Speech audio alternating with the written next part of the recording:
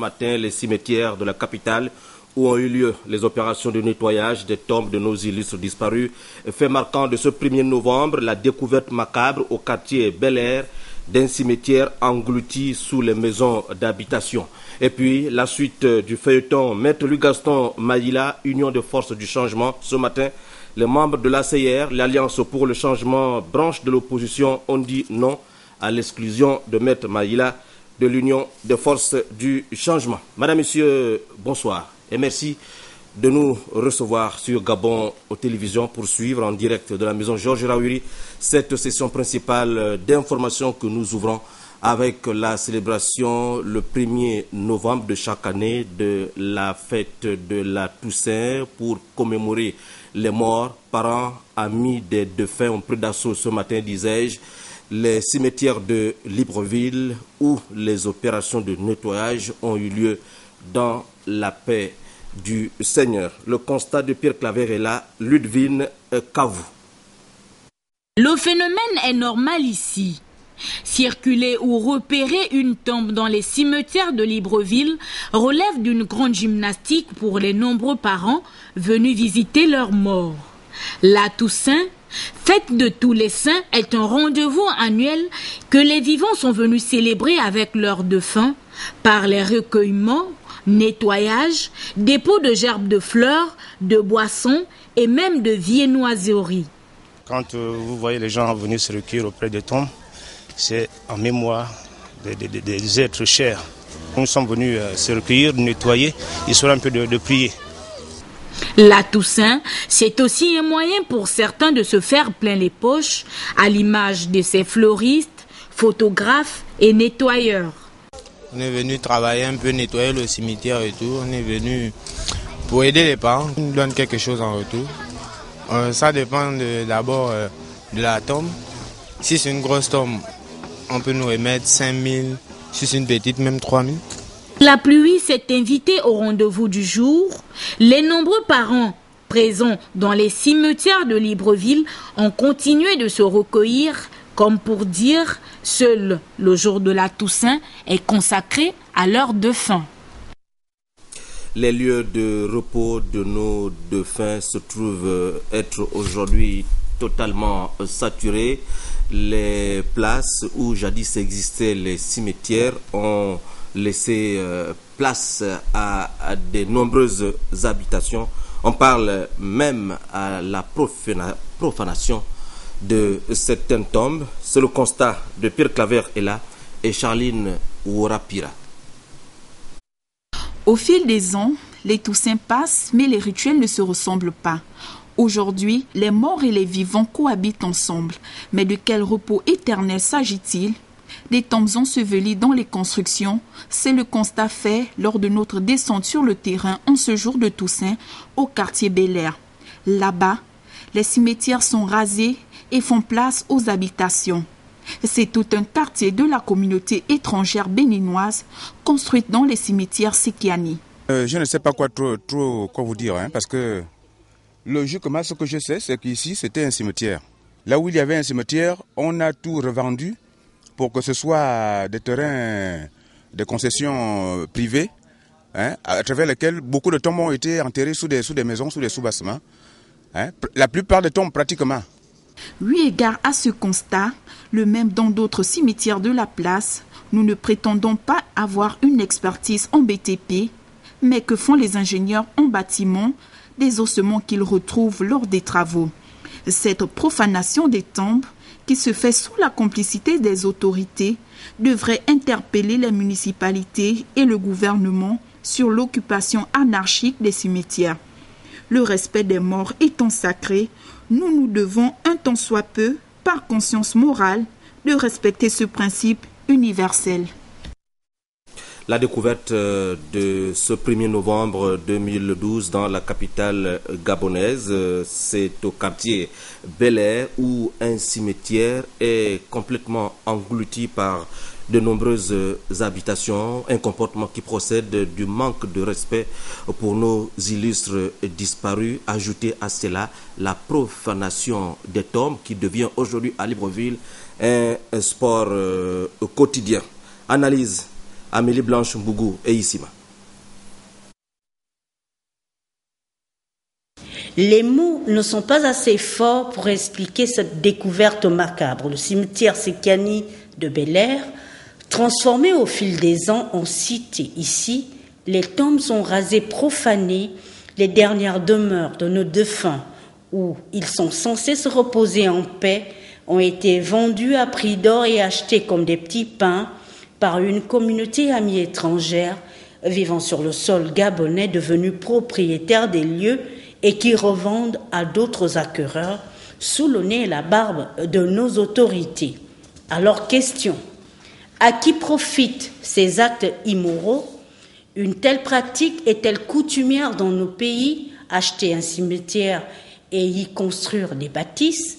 Comment peut-on négocier avec des particuliers pour avoir accès à la tombe de son parent, sachant qu'à l'origine, ce dernier a été inhumé dans un cimetière?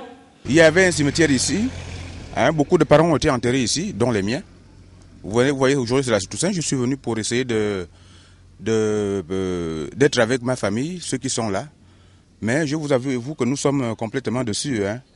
Là où il y avait un cimetière, on a tout revendu pour que ce soit des terrains de concession privées, à travers lesquels beaucoup de tombes ont été enterrées sous des maisons, sous des sous-bassements. La plupart des tombes pratiquement. Alors là, pour qu'on retrouve sa tombe, il y en a qui ne trouvent plus leur tombe. Moi j'ai pu sauver de justesse, si on appelle ça comme ça, entre griffes, deux tombes des parents là. Une qui est juste, qui était déjà dans un sous-bâtiment. Bon, j'ai juste allé négocier et on a pu me laisser. Peut-on être choqué si plus tard le cimetière de Lalala est transformé en building par des potentiels investisseurs? Nous sommes là tout simplement dans l'irréel. Comme le dit l'Ecclésiaste, il y a un temps pour tout, un temps pour naître et un temps pour mourir, alors quel sort sera réservé à notre propre tombe quand on ne sera plus de ce monde. Merci Amélie. Nos cimetières de la capitale sont saturés. Il faut une solution urgente pour qu'on n'assiste plus à ce genre de spectacle désolant. Dans tous les cas, nous y reviendrons. Nous allons tout droit du côté de Lambaréné, capitale provinciale du Moyen-Ogooué, où la même opération de nettoyage des tombes à l'occasion du 1er novembre a été respectée. L'initiative est du député de la commune Richard Auguste Onouvier, relayée par plusieurs associations des jeunes. Le reportage de Armand Moulungi, Morel Makanga, de G3 TV Lambaréné. Les cimetières de la commune de Lambaréné ont subi une véritable opération de propreté pour permettre aux usagers d'accéder facilement aux tombes de leurs proches et de se recueillir dans un environnement salubre à l'occasion de la fête de la Toussaint. Cette opération de nettoyage des cimetières a été effectuée par des associations et jeunes se réclamant de l'action du député Richard Auguste Onouvier, illustre fils de la commune de Lambaréné.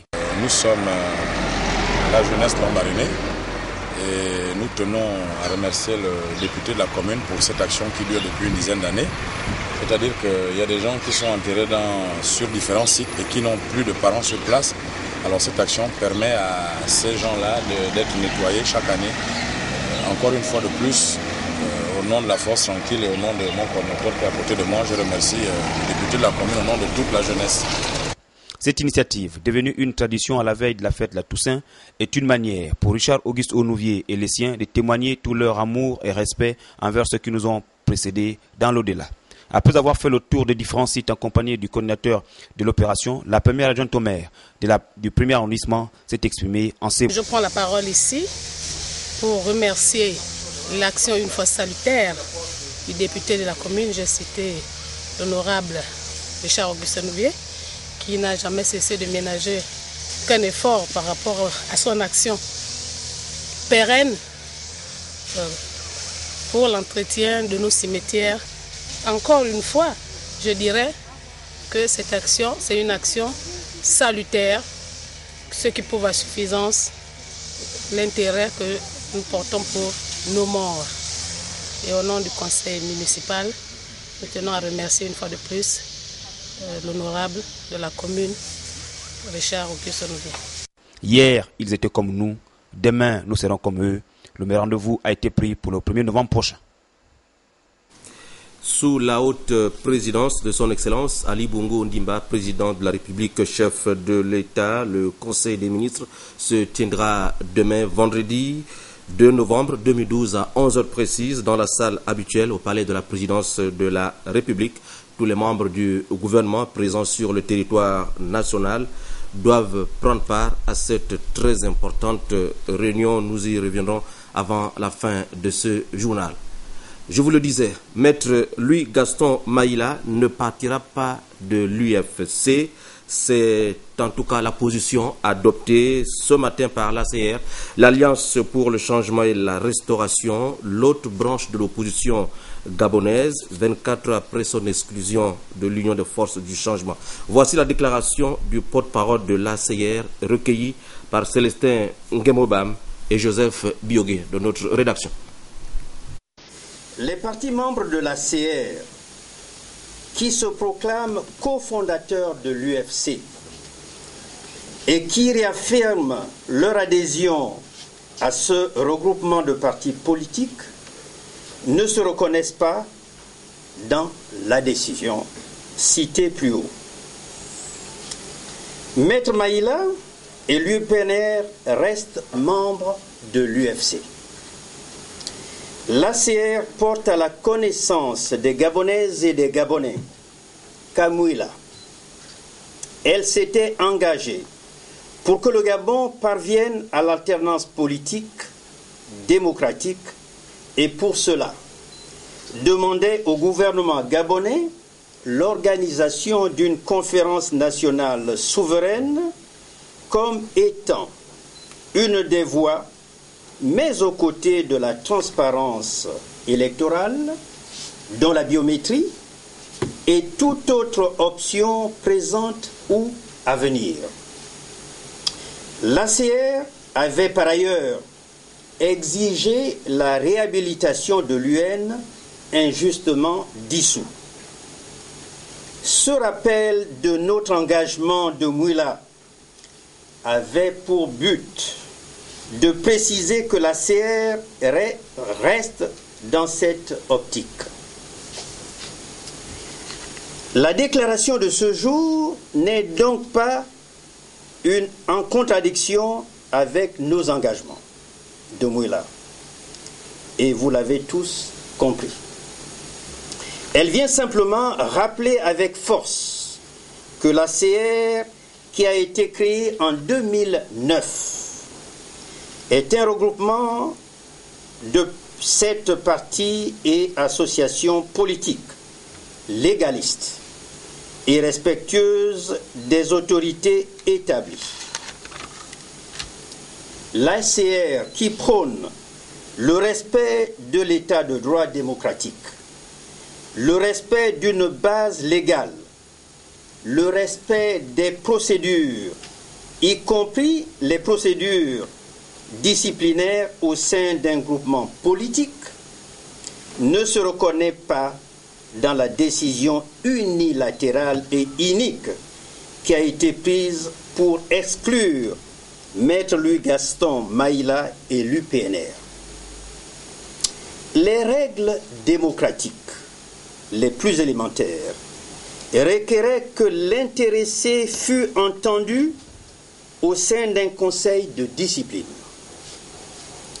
C'est ce dernier qui aurait recommandé les mesures disciplinaires à prendre. L'UFC, en faisant fi de la loi et des procédures, est tombé dans le piège de l'intolérance et de l'arbitraire que l'opposition gabonaise condamne depuis 42 ans.